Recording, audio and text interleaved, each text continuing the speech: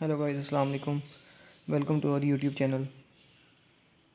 अगर हमारे चैनल पे आप नए आए हैं तो हमारे चैनल को सब्सक्राइब करें, हमारी वीडियोस को शेयर करें। तो आज का हमारा टॉपिक है रियलिज़म।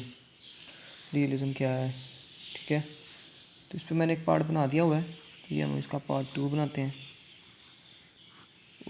कुछ दोस्तों ने कहा था कि मैं ये वीडियो बोरिंग हो जाती है, लंबी लेंथी हो जाती है, तो सही से समझ नहीं आती है, अंडरस्टैंड नहीं कर सकते वो सही से। तो इसलिए मैंने इसको बोरिंग ना हो, इसको पार्ट्स में बना देता हूँ कि आप इजी होकर देख सकें।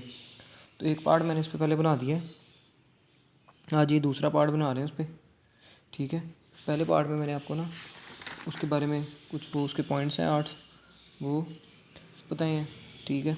बैलेंस ऑफ पावर बताया था, characteristics of balance of power बताए थे, ठीक है। Pattern of balance of power बताए हैं, ठीक है। उसमें डायरेक्ट ओपोजिशन है, कंपटीशन है, ठीक है। History of balance of power तो बताइए। तो इसका पार्ट 2 समझने के लिए और रियलिज़म को अच्छे से अंडरस्टैंड करने के लिए आप पहला पार्ट लाजमी देखें, ठीक है, फिर ही आपको अच्छे से समझ लगेगी। अब मैं इसमें आपको बताने जा रहा हूँ, इसकी हिस्ट्री के बारे में बता रहा हूँ। तो एक मैंने इसका पॉइंट ये कांग्रेस ऑफ वीना वाला बता दिया, ठीक है, हिस्ट्री में पहले पार्ट में। सेकंड पार्ट में आपको मैं बताता हूँ allied versus axis group world war part 2, ठीक है। वर्ल्ड वार जो हुई थी ना, वर्ल्ड वार 2, उसके बारे में, allied versus axis group. The three principal pattern in the axis alliance were Germany, Italy and Japan. तीन प्रिंसिपल पैटर्न जो एक्सिस के अलाइंस में थे, एक्सिस में जो थे, जो मतलब कि जो मेन, ठीक है, वो थे जर्मनी, इटली और जापान, ठीक है। The allied power were led by, ये जो जो अलाइड पावर को जो लेड कर रहे थे, मतलब कि जो चला रहे थे, वो थे great Britain, United states and Soviet union, USSR, ठीक है, Russia, United states America, Britain, ये यूके, यूनाइटेड किंगडम, ओके। तो दो इसके अलाइंसेस थे, ठीक है। जो दो अलाइंसेस बनी थी, एक अलाइंस में जर्मनी, इटली, जापान था, उसे हमने एक्सिस अलाइंस का नाम दिया है, उन्होंने दिया है, ठीक है, रियलिस्ट ने या स्कॉलर्स ने। तो दूसरा जो अलाइड पावर था वो था USSR, United states, Soviet union, great Britain, ठीक है। सोवियत यूनियन, यूएसएसआर एक ही है। अच्छा, अब western bloc versus eastern bloc, cold war, NATO versus Warsaw, इसको आल्सो इसको बोला जाता है नेटो और वारसा। नेटो क्या है? नेटो जो अमेरिका की जो थी, ठीक है, नेशनल, ठीक है, नेटो अमेरिका की ऑर्गेनाइजेशन है। वारसा जो है वो यूएसएसआर की थी। ये कोल्ड वार हुई थी, ये उसकी तीसरी जहाँ पे रियलिज्म की ये थ्योरी काम हुई, ये कोल्ड वार में, ठीक है। कोल्ड वार आपको पता है ना, अमेरिका के और इसके, तो ये कोई ऐसे डायरेक्ट वार नहीं थी आर्म्स वाली, ठीक है, गन्स के साथ नहीं हुई थी ये, बस इस तरह ही थ्योरी बेसिस और ये इस तरह के कुछ काम करके उस पर अलहदा से कोल्ड वार पे किसी दिन टॉपिक बनाऊंगा, मैं आपको बताऊंगा कोल्ड वार क्या थी। तो ये इसका उसकी हिस्ट्री में था। बाकी अब टाइप्स ऑफ रियलिज्म, ठीक है, classification of realism, classification of realism, ठीक है, उसके पॉइंट्स में कुछ आ देते हैं। क्या है classification of realism? Scholars believe that there is not realism. Realism can be classified into a variety of distinct categories, ठीक है। The simplest distinction in a form of periodization and that differentiates realism into flowing historical periods. Scholar believe करते थे कि यहाँ पे realism नहीं है, सही, जो रियलिज़म है वो डिवाइड का डिस्टिंक्ट हो चुका है, उसकी डिस्टिंक्ट कैटेगरीज हैं। The simplest distinction in form of periodisation that differentiate realism into following historical period, वो जो उसको कुछ हिस्टोरिकल पीरियड्स में डिफाइन करते हैं, ठीक है, बांट दिया है कुछ हिस्टोरी। जिस तरह क्लासिकल रियलिज़म जो है एक है, स्ट्रक्चरल रियलिज़म उसकी दूसरी टाइप है, इसको न्यू रियलिज़म बोला जाता है। न्यू रियलिज़म ये भी बहुत इंपॉर्टेंट चीज़ है, इम्पोर्टेंट, ठीक है।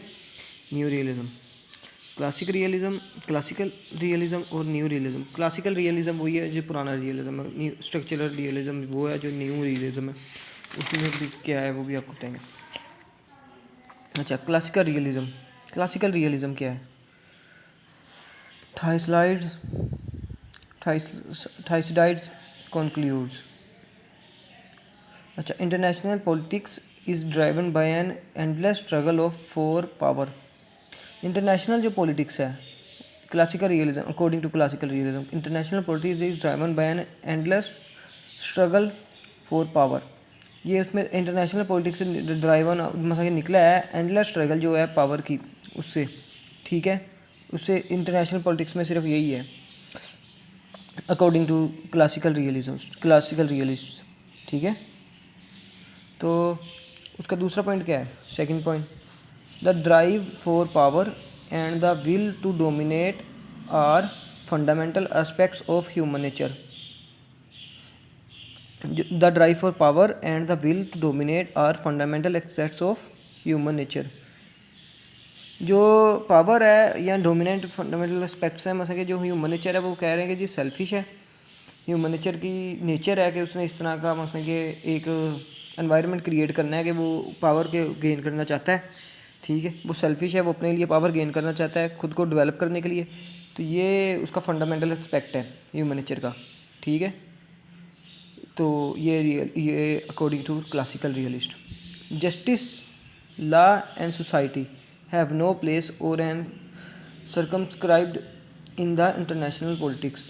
जस्टिस, लॉ और ये जो सोसाइटी है, justice, law and society have no place, उनकी कोई जगह नहीं है, और are circumscribed in the international politics, और ये यहाँ फिर ना होने के बराबर है इंटरनेशनल पॉलिटिक्स में अकॉर्डिंग टू क्लासिकल रियलिस्ट, ठीक है। क्या क्या बता दिया मैंने आपको कि इंटरनेशनल पॉलिटिक्स जो है वो उसका यही है कि वो निकला इसमें से है कि वो एंडलेस स्ट्रगल फॉर पावर, जो पावर है वो बहुत ज़्यादा, मतलब कि पावर में से इंटरनेशनल पॉलिटिक्स निकला है कि जिस तरह वो, ठीक है।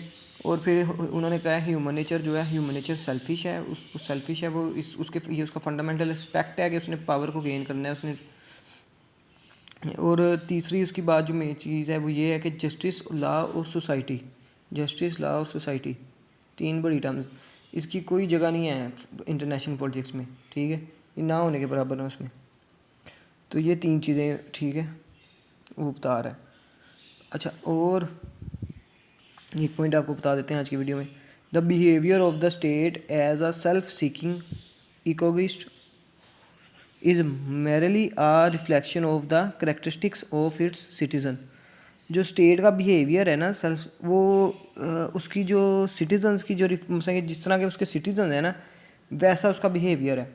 अगर सिटीजन्स अच्छे हैं तो स्टेट लोगों के साथ अच्छी है अकॉर्डिंग टू क्लासिकल रियलिस्ट, और अगर सिटीजन्स बुरे हैं तो स्टेट लोगों के साथ बुरी है, ठीक है। सारा डिपेंड कर रहा है सिटीज़न, वो उसकी रिफ्लेक्शन है एक, ठीक है, उसके सिटीजन्स की रिफ्लेक्शन है।